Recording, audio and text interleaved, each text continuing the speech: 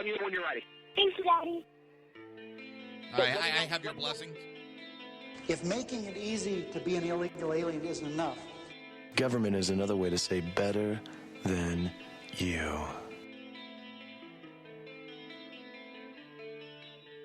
In fact, you know how fast a 5-cent hooker goes down. no sane country would do that. Cruz and Kasich are in it for a participation trophy. Oh, what you represent to them is freedom.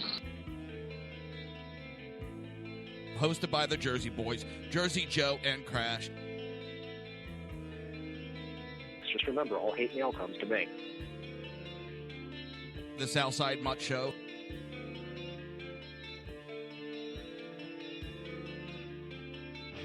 Cheerleader. I don't have the boots for it.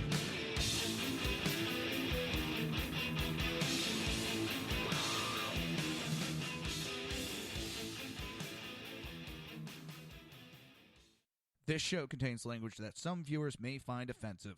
Listener discretion is advised. And now on to the show. And welcome to the Southside Mutts Show, hosted by the Jersey Boys, Jersey Joe and Crash, and we are digging up the dirt on news. The Southside Mutts Show is every Wednesday, 8 p.m. till 9 p.m. Eastern Standard Time. Remember to join the live chat. Go to shrmedia.com and just click on the chat room button. Join the conversation. If you want to support the show and support SHR Media, go to Reaver.one and hit the shop button. How you doing, Crash? Yeah. You ready for Turkey Day? Gobble, gobble. That's a freaking lootly. So I was going to start out with one getting. No, I said I'm going to get fatter. Okay. Damn. You're going to be, what, Saturn now? Don't worry, I'll be Jupiter. No, I figure right now my belt size, I believe, is... Planetary XXX? No, I'm not quite up to equator yet. Oh, okay. I've got a little bit to go. Maybe after Christmas I'll be at equator. Just moon size?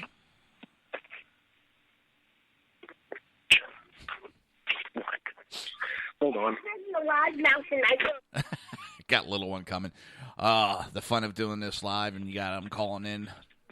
But I appreciate with him calling in. It's well, he had to go there. So till he comes back, I'm saving one article for him. We're going to talk about CNN. Well, CNN showed its true racist background. They had a Charles Kaiser. And I'm going to give you a warning. I'm going to play the clip. I'm going to give you the warning now. It has very disgusting language. He does use the N-word in it. And I want you to pay attention on just how easily it comes out of his mouth like he doesn't care. It's, well, you be the judge.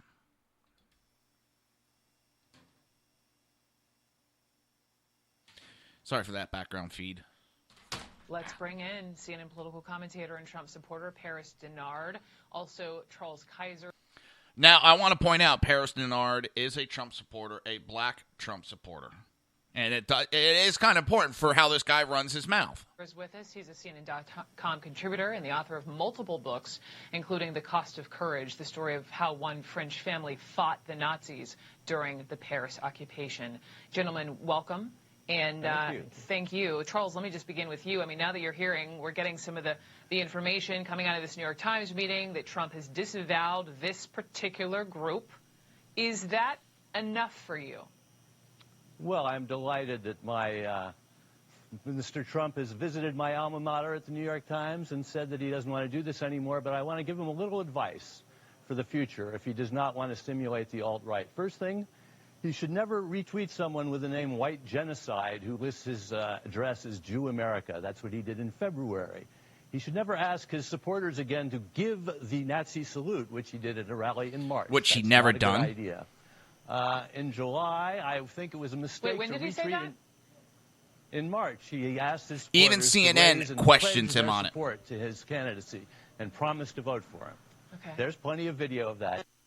Yes, And he then, asked of course, everybody in to July, raise their he hand the image and of his pledge. opponent with the six-pointed Jewish star on it. I thought that was a mistake. Six-pointed is also But a sheriff's we have bigger badge. problems here. Also in July, he's elected as his vice president, the most homophobic man in American public life, a person who The believes most. that I gay love people that. actually do not have the right to exist. And then, if you don't want to support the alt-right, don't choose as a White House counselor a man who uses the word nigger, whose wife says that he did not want his... I'm going to play that again. That gay people actually And do not have listen the how right to easily exist. he just says it. And then, if you don't want to support the alt-right, don't choose as a White House counselor a man who uses the word nigger, whose wife says that he did not want his daughters to go to a school with too many Jews. And don't choose as an attorney general a man who calls the NAACP an un-American organization. Now listen to his and justification we learned in the Guardian today went so far as to prosecute Charles, two of the just people. hang on a second. I appreciate you going through all of this, but please don't use the N-word on Listen my to show. him. I'm sorry. Well, I never use the N-word except when I'm quoting someone who's been Oh, appointed then it's by the okay to president make racist serve in the comments. Oval Office, since this is such a disgusting moment in our history. Let me go back to my original question. Currently, the fact that Mr. Trump has disavowed this group, is that Now, I want to fast enough? forward to the end when she kind of does her fake little Actions cry. speak loud. The fact that somebody used the particularly good things for my community. How do you We'll wait feel and when see. All right, President gentlemen, Trump- I'm gonna. President-elect We're Trump- done. We're done. I appreciate both your Thank voices. you. I am still. The more I've sat here and listened to the fact that somebody used the N-word on this show, it is not okay. It is not okay, Charles Kaiser. I respect you. I enjoy having you on as a guest, but not okay. By the way, the claim that Mr. Bannon used the N-word, I've never heard of this. I love how she there's just that. turns around and says, and the claim that Bannon used that word, she's never heard it and she can't confirm. It's a bunch of bullshit, and that's all the media has been doing. They've been running around throwing false claims, making false accusations. In fact, Howard Dean, they wrote an article on They Better Hope nobody believes what he says is true because he is liable for defamation lawsuit. You there, Crash? You there? Yep. All right. Sorry about that. No problem. I ended up playing the clip from CNN where Charles Kaiser just nonchalantly says the N-word and just like it's nothing, and they even call him on. He says, well, when I'm quoting somebody, I use it. Who was he quoting? Well, supposedly Stephen Bannon. Which then at the end, the host turns around and says, I've never heard that claim before. We can't confirm that he even ever said that. It's the blanket accusations that the media is throwing around that everybody's racist and all these statements. And it's sick. It's vile and it's disgusting. But what makes it worse is, okay, he said it, he goes on Facebook and he goes to apologize. And you think, all right, good. Now the guy's going to go somewhere. No. He goes into a tantrum of... I'm trying to see if I can find it. Here. Dumbass.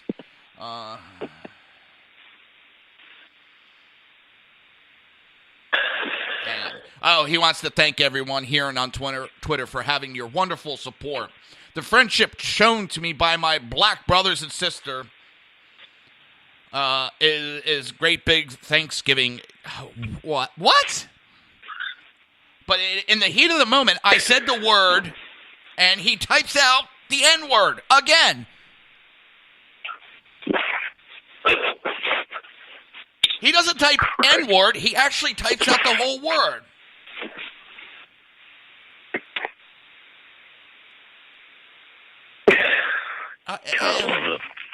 But then it's like a one-sentence apology. Then he goes into a 4-sentence attacking Trump and trying to deflect.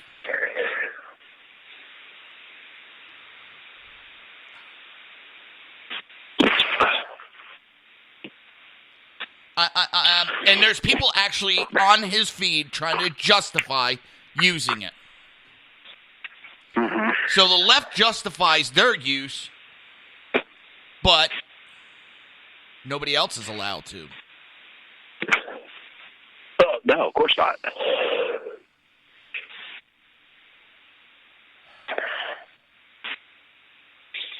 I'm dumbfounded. What? Oh, Christ. All right, so what else is going on in the lovely world? Well, let's go to the Dakota pipeline. We have the protest going on out there. Okay. It has turned violent. The protesters have set cars on fire, have gone after the police. You know, and it's... So now there's a girl. Her father has come forward and said his daughter may lose her arm because a officer threw a grenade right at her. Okay. Which makes me go, what? Bullshit. Yeah. First of all, law enforcement don't carry explosive grenades.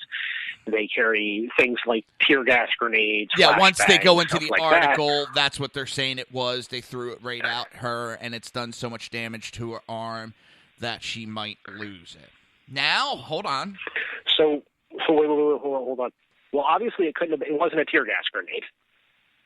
So that would be the flashbang grenade. So it was in close enough proximity to her body to severely damage her arm to the point of a possible amputation, but the rest of her is unharmed. Yep. Yes. Now, here's where the plot thickens. And I find it disgusting because on a GEMS Facebook page, for those that don't know, that's the Journal of Emergency Medical Services, I believe it is. Yeah. Yeah, it's EMS webpage on Facebook. And they took a very anti-police stance, which was shocking. Number one, it's not a political site. They should have stayed the hell out of this. I started searching in, and I found another article. And now the police are saying, time out. None of our officers threw anything. But we did witness it and tried to intercede. There was 3 people huddled around a car and what appeared to be an IED they were setting. When it went off, and before they can get to the person, she was whisked away. At the same time, the medical tent, a person with an explosion injury showed up with a different story, claiming it was the police. But at the same time, both of these incidents supposedly happened. Now, which one seems more plausible?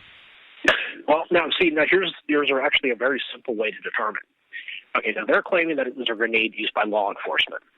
Okay, first of all, bullshit, because they don't carry that type of equipment. But let's say, on the off chance that they actually do have some type of, as far as I know, the only explosives that law enforcement use or have access to is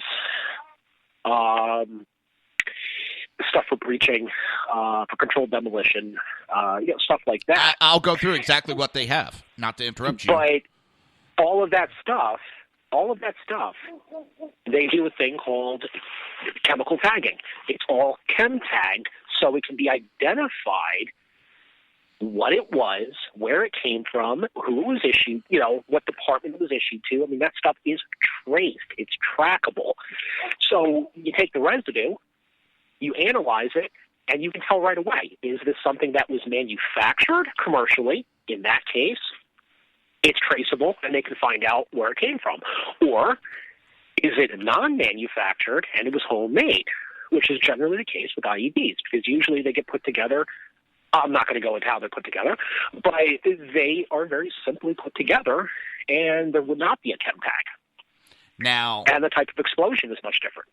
This is what is listed in this article. They had a single-shot 40-millimeter launcher that shoots foam or a sponge baton round, and it said, think Nerf gun on steroids. A 12-gauge shotgun, which is in the picture, and it says that it's painted orange, that fires several different crowd control payloads ranging from bean bags to neoprene slugs. And if you don't know what they are, think of a wetsuit made into a slug. They were using fire hoses, the cops were.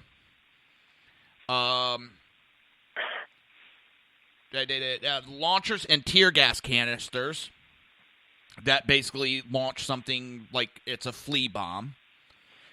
And that's all they were carrying. Now, what they saw was this small group of 3 people were placing something the size of a handheld propane tank. You know, the ones used for like the 1-pound cylinders for like camping stoves. Yeah, the green ones. Exactly. Mm-hmm. Well, they have recovered one that has exploded from where the explosion in that girl was.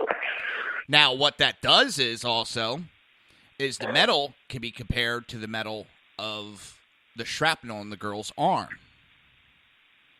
But on top of it, there is blood on top of the canister. There you go. A decent amount of blood. So they'll be able to compare it to the wounded. I'm gonna sit back and wait till the facts come out. Could it be an accident of the cops launching a concussion grenade or something that we don't know that could have caused the injury? Small chance, but not buying it. Or could it be they were trying to set an IED that backfired on them? You and I both of us, we've got more than enough time in the field, more than enough experience to know that out of all of the IEDs that are set off, for every one that's successful, 10 people lost a couple of fingers or other limbs through misuse of trying to set one up. More often than not, people blow themselves up with these goddamn things. Yeah. Everybody thinks that it looks so simple on YouTube. It looks so simple in a chemistry book, an anarchist cookbook, and all the rest of the stuff. Theory, it's very simple. Some of that stuff is considered explosive, and for a goddamn reason. Very easy, can go boom. And people don't realize. I mean, that stuff, a lot of that stuff, depending on what you're using, is friction sensitive. So you get some residue around a cap, and you try to just close the container, boom, damn thing goes off. Honestly, based on what we know about it, I would say 90% it was all on them. It was some type of IED. They were trying to place it, and it didn't go well for them. Okay, I mean, I feel bad for the girl. I don't wish harm on anybody, but play stupid games, you win stupid prizes. Yep. Now, could there be, if they want to say, okay, the cops did it. Okay. Well, you said that they were using non-lethals.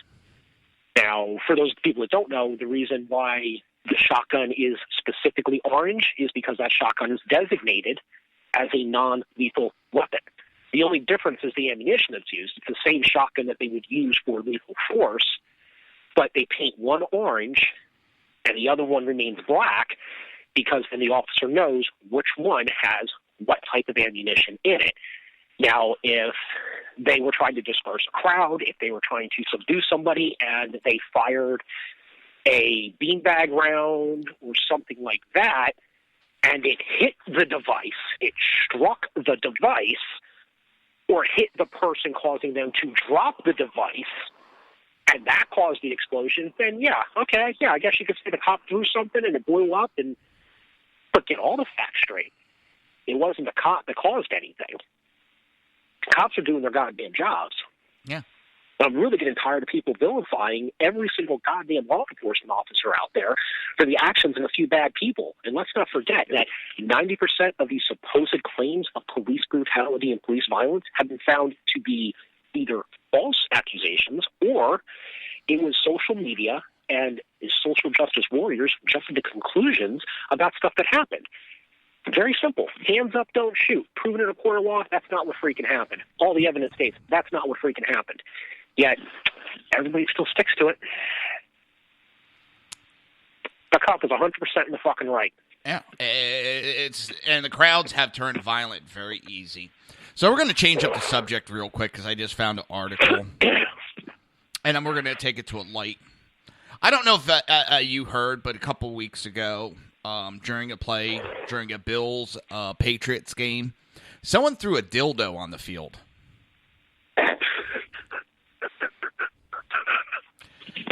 Well, they're not going to get off that easy because the dildo throwers have been caught, though not red-handed, by the Bills, and they are now banned for life from the Buffalo Stadium.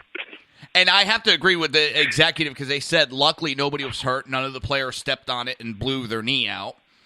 I'm sorry. It shows the Bills, but it shows that the Bills are not toying around.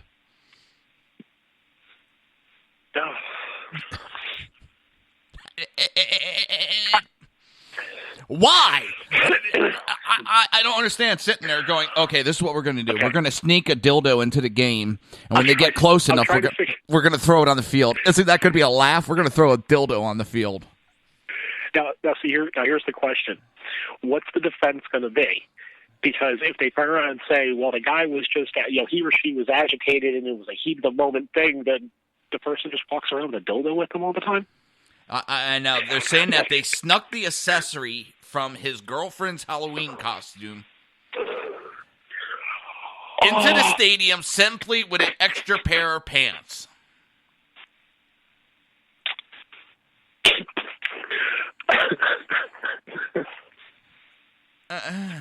Well, then maybe it was nothing against the football team. Maybe he was just tired of his girlfriend cheating on him with somebody more well endowed. He had to get rid of that person.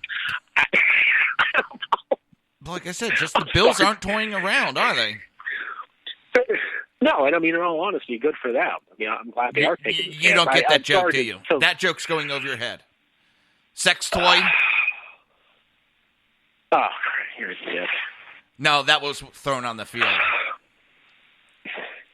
Yeah, that's right. If they threw yours, there would be no risk of injury to anybody. Hey, it might poke an eye out.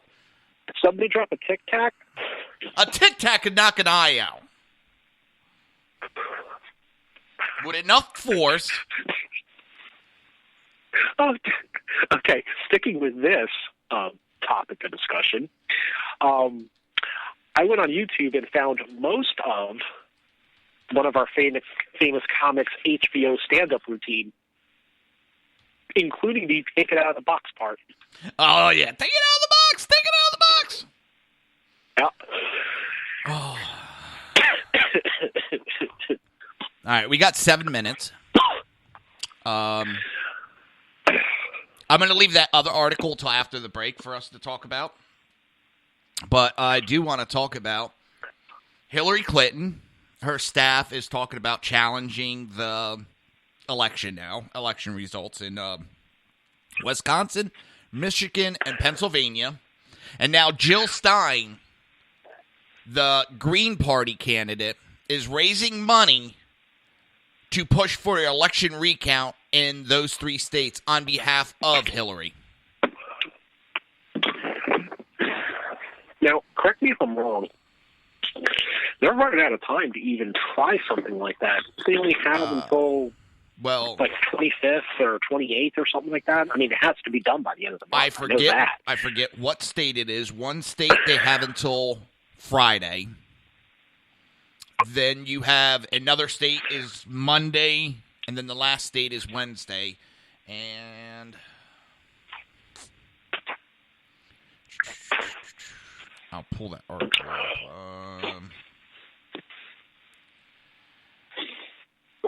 And did you hear about comic Rob Schneider?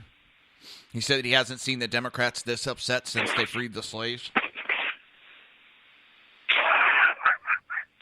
And then he came out with another one. He said, nope, I haven't seen them this upset since they gave women the right to vote.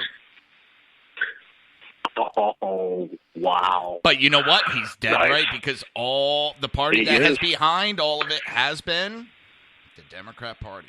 God bless you. See, here's the thing. Thank you. Here's the thing I get a kick out of.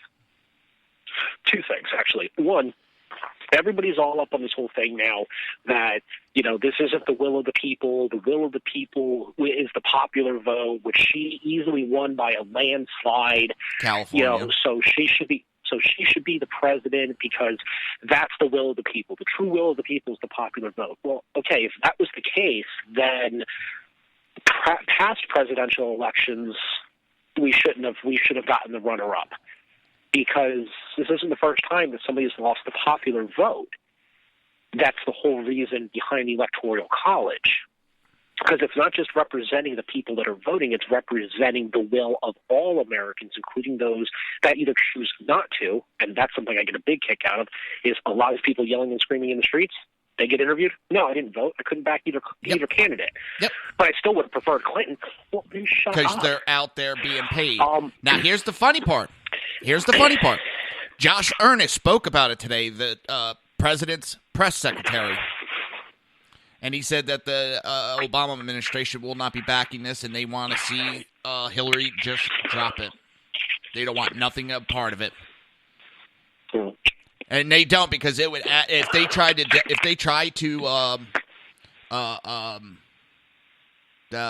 a recount on this. It would do such feedback onto the Democrat Party, and it would come back on Obama. But how many of the Democrats went after Trump because he said that he wouldn't endorse her as the president? No, it asked if he would concede immediately, and they said it would undermine the democratic process. It could end. Hang on. It would end the American way. Okay. Well, now here's the other thing I get a kick out of. All right. So you got that whole thing with everybody's yelling and screaming about this is the people's will. Now, this is the thing that I get the biggest kick out of. Is the other thing that everybody's yelling and screaming about is that, oh my God, we're in for such dark times. We're going to go to World War III. The Republicans have got control of all three branches of government. Oh my God, this is, and I'll be perfect. I mean, you know my stance on this. I've never been in agreement with all three branches being controlled by the same party. I've always felt that one out of the three should have the majority of the other side to ensure consistent checks and balances. I've always felt that way, okay? But how about a little bit of reality on this? The Democratic Party held all three branches of government when they were first pushing Obamacare. They could have easily pushed it through. They didn't. But then when they lost control of one of the branches, then they started yelling and screaming that it was the Republicans blocking it, and it's the Republicans' fault for why we can't get decent health care. Let's see, when was the last time the Republicans had control of all three? 1920s?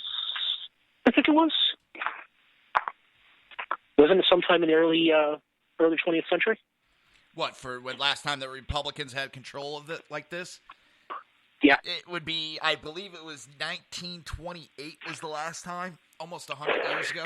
Okay, so now let me just stick with this for one quick second. I know we got to go to a break, but I want to stick with this.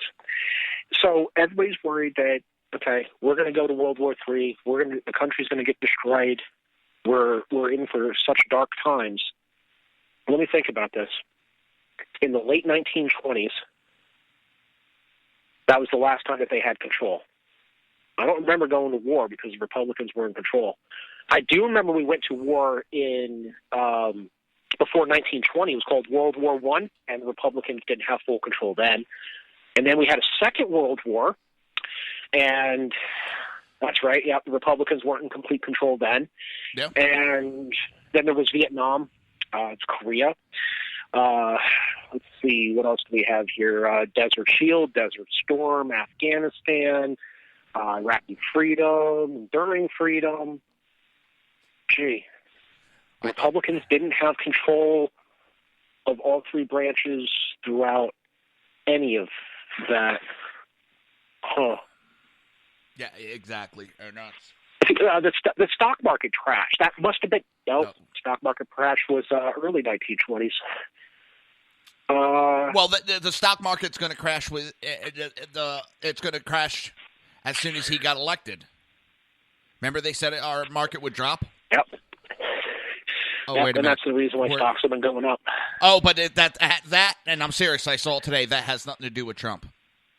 Stock market has a record high, but that has nothing to do with Trump. But when it goes down, that has everything to do with Trump.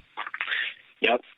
And on that point, we're going to head to a commercial and head back after that because we do have a big topic that I know we're both going to get very pissy with. Passionate about? Yeah, that's a better word. You're listening to the Southside Mutts right here on SHR Media. We will be right back.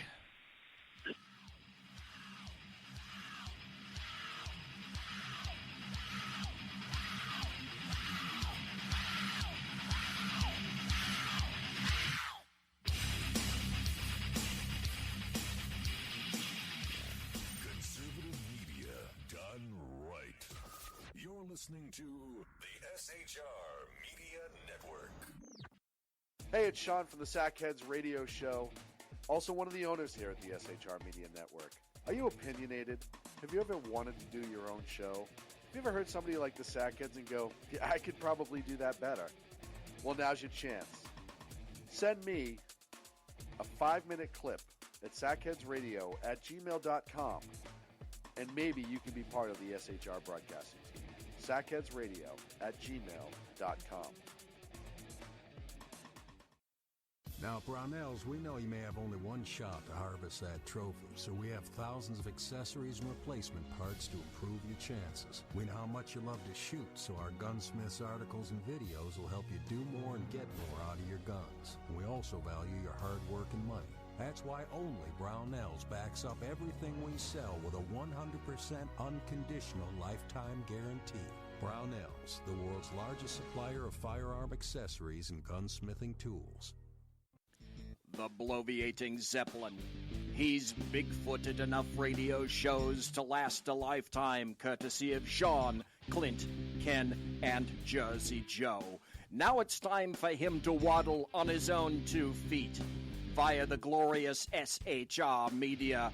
Gird thy loins for the bloviating Zeppelin's Berserk Bobcat Saloon. Coming soon to Ossicles near you. Excelsior.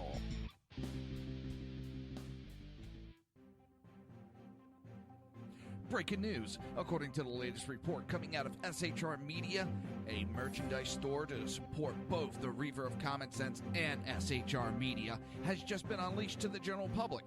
Be forewarned that this site can be contagious and numerous items can be purchased to support the best news programming. Go to Reaver.one website and click on the store link to check out the merchandise.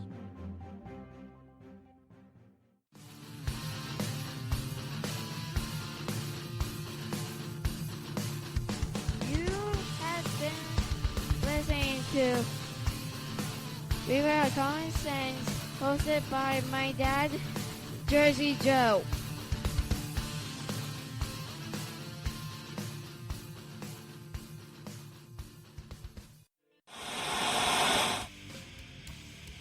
Beware, the Jersey Takeover is here. Every Monday through Friday, 11 a.m. to 1 p.m. Eastern Standard Time. You can catch the Reaver of Common Sense show, hosted by Jersey Joe, right here on shrmedia.com and highplains.dailynews.com. Only Jersey can deliver hell like no one else, so consider this your fair warning.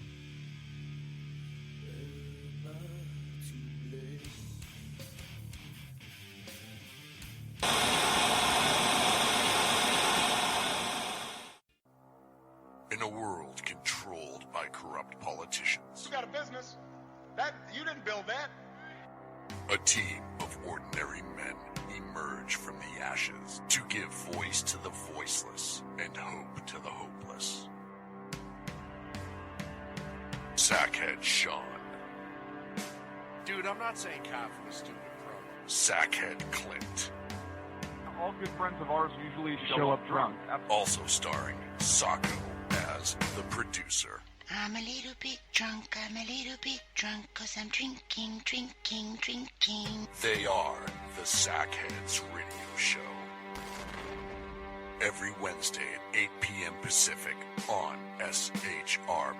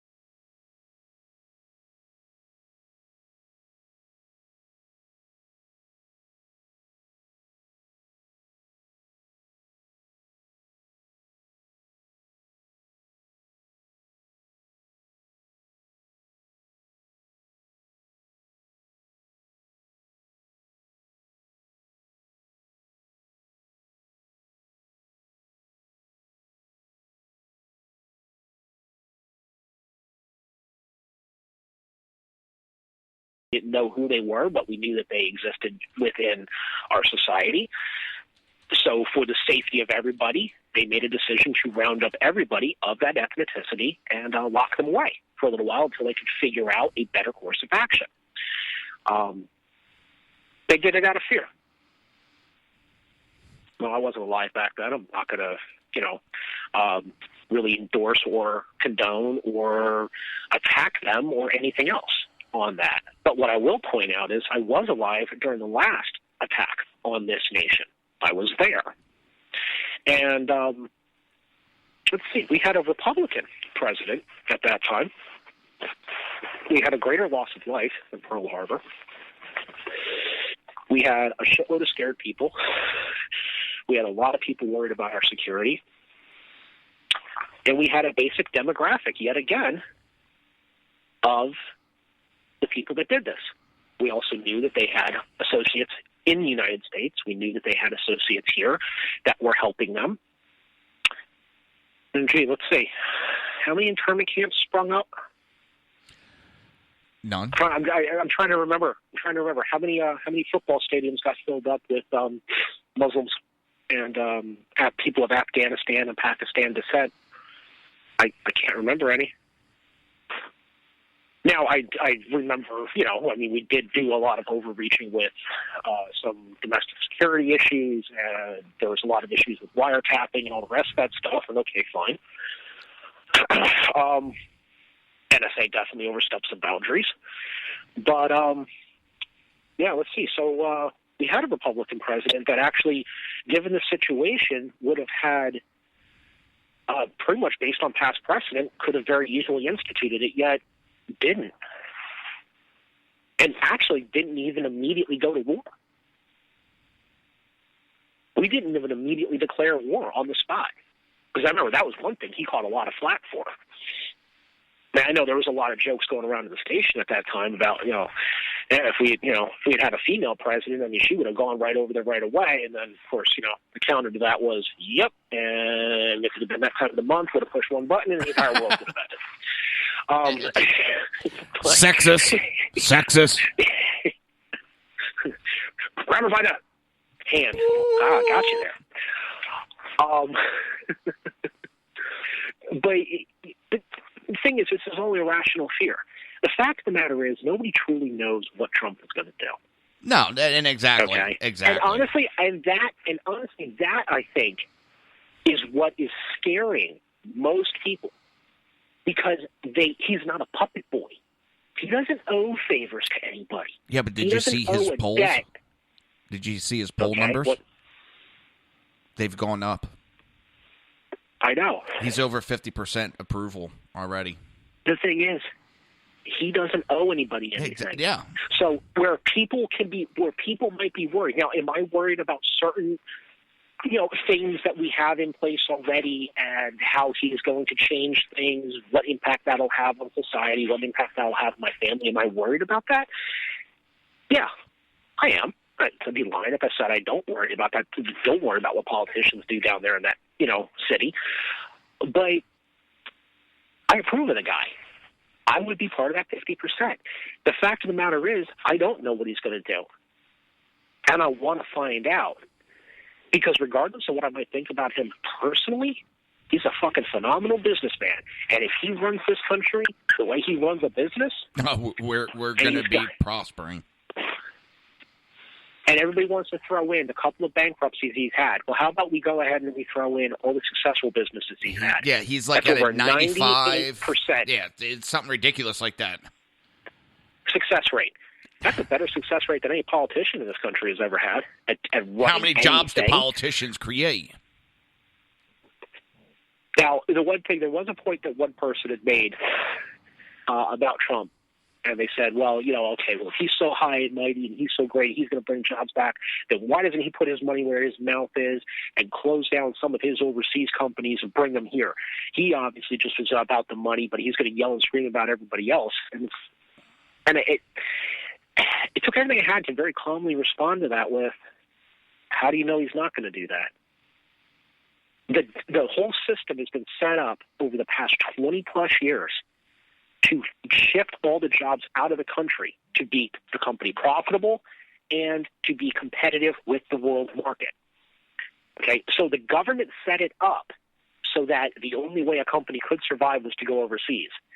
The guy's not even in office yet. He's the president-elect. He has not been sworn in. He cannot make a policy change yet. But you're well, gonna it's jump also on him when you're right talking now about the saying money. he should close down all of his foreign businesses and come back here. Why did the Clintons have foreign companies and foreign banks when they were in office? Because they can't. Because they bring it back, they get like a 60% tax on the money that they would bring back, and that's one of the things Trump said he's going to do. He'll give a grace period where these companies can come back into the United States, a 10% tax, and that money would be turned back over into creating new jobs for Americans, which the companies that have this money that's parked offshore, so to speak, said they're more than willing to pay a 10% tax, especially if they know it's going to go back into creating more jobs. And they would bring that money, billions of dollars, back into the American market. And now, see, that's the thing that most people don't understand about businessmen. They never have a problem. Yes, there are greedy businessmen just like anything else. However, for a good majority, and I am speaking from experience, from both working with them, for them, and running a business myself,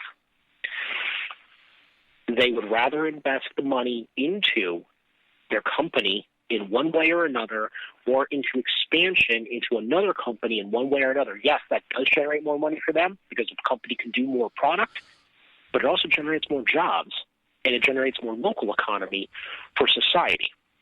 And that's what most of them want to do. $10 billion sitting in an offshore account does absolutely nothing for that billionaire other than him get to brag about it. It actually does nothing. It's an inanimate object that can't do anything. Whereas if we make it so that they can bring it back and they can bring those billions of dollars back into society, they can start building shit. They can put their name on the side of a building. They can start running programs again.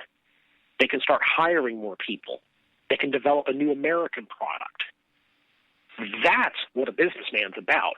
That's what their egos, so to speak, is more about. It's not about how much money is sitting on the bank.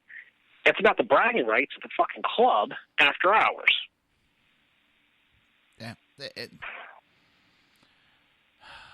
The problem is the whole system has been set up to overtax them. The whole reason they've ran out of the country is because of this socialist idea of, well, they make more money, so they should have to pay more for everything. You don't make enough money, so we'll just give you everything.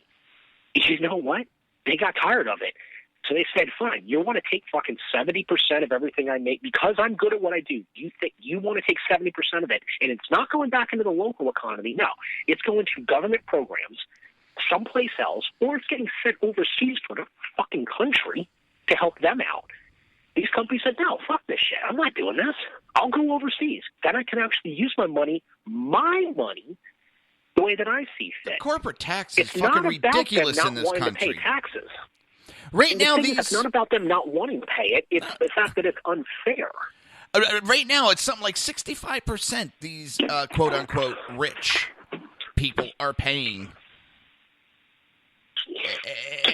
It's absolutely disgusting how much they're paying in taxes. Yeah, and let's put another thing out there real quick. Everybody likes to use the key phrase millionaire's tax. Well, if you're a millionaire, you can afford it. Why don't you take a look at the tax codes, not just federal, but also state, because states have them too, on at what level are they classified as a millionaire? Because in the state of New Jersey, you make a couple $100,000, you're classified as a millionaire. You don't even make $1 million, but you're going to pay the same tax as the guy that does. So I'm sorry, how is that fair? It's not. I'm sick of it. It's not into you. It's Jesus. I'm getting tired because what's going to happen? They're going to run them out of the country. Then who are they going to tax? Why some dumb idiot college kid? Well, there's always going to be 1%ers we can tax. Well, the thing is, they're technically right. There always will be a top percent of the country that controls most of the wealth. But right now they're saying that top 1% controls trillions of dollars. Well, you run them all out of the country. Now the top 1% has billions. They leave. Now the top 1% has millions. They leave. Now the top 1% has $100,000. How are you going to support everybody off of that? Well, it's not my problem as long as I'm still getting my freebies. Exactly. I mean, shit. You know what? Here. You know what? I'm sure we're getting close to the end. But Yeah. you want if people want to get the perfect example, they don't buy into this whole leaving the country and everything else. That's bullshit. Blah blah blah. Fine. Why don't you take a look at Washington State? They upped the minimum wage to $15 an hour, and there was cases. There was documented cases, and there was people that went public. I mean, they got interviewed. They had no problem with it. They switched their hours to part-time. They no longer wanted to be full-time. They wanted to be part-time workers. They quit their second jobs to ensure that they did not go above the poverty level, because that $15 an hour would have put them in a new bracket, and now they would have had to pay more tax. So they purposely cut their hours, cut their second jobs to stay below that bracket so they didn't have to pay an additional tax and could still get the benefits. Gee, but that's not exploitation of our tax system, really. Huh. But as you said, it's that time. I think that's a good example right there, though. Oh, yeah, it is. It's just that we're out of time. Who knows? You got to tell this guy out after us that he just needs to fucking wait till we're done. No, I can't do that to Ken. I know you like him. I know. He's a good guy. Well... All right, well, I'm gonna go ahead and take off. I will talk to you later, Jersey. Happy Thanksgiving. America. Happy Thanksgiving to you, brother. All Happy Thanksgiving to all you out there listening. And everybody, I want to wish everybody a happy Thanksgiving, and thank you for tuning in. And you've been listening to the Reaver of Common Sense right here on SHR Media. Up next is Ken the Conservative. And then after that is a bunch of beeping I got going on. The Sackheads Radio Show. Peace. You've been listening to the Reaver of Common Sense with its host, Jersey Joe. You can tune in every day, Monday through Friday, 11 a.m. to 1 p.m. Eastern Standard Time, right here on hppundit.com and shrmedia.com.